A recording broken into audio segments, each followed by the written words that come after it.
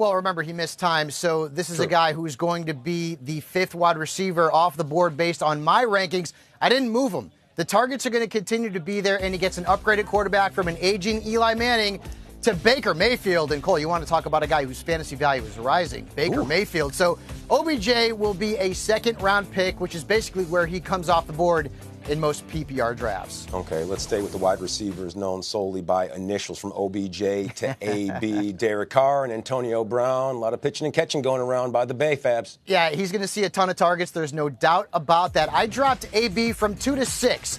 So for the first time in a long time, Brown's not going to be worth a first-round pick. Why? Well, you're going from Pittsburgh. They led the league in terms of pass attempts per game last year. To Oakland, they were tied for 16th. You go from Ben Roethlisberger to Derek Carr. You go from a lot of protection to very little protection in the Raiders offense. AB's still going to get his, but I see him seeing a decrease in his fantasy value, especially in the touchdown category. There's going to be a regression there.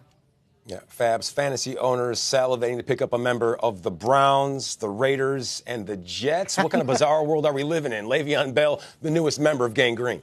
It's fantasy football, right, Cole? Right. So there you go. Le'Veon didn't move in my rankings either. I had him at 7. I kept him at 7.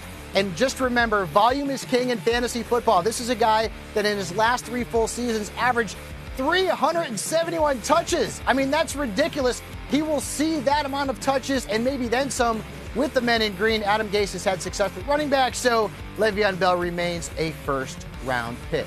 All right, last but not least, let's head to the charm city of Baltimore, Maryland. Mark Ingram came in yesterday, the newest member of the Ravens. He should provide some punch.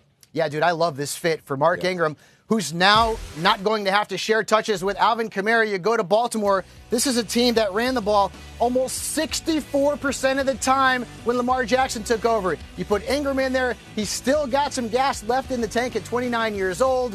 I have him ranked 16th among running backs right now, a very solid RB2. And remember, he's a big dude, but he can also catch the ball out of the backfield. He will be helpful in PPR leagues. Mark Ingram, his value is moving up.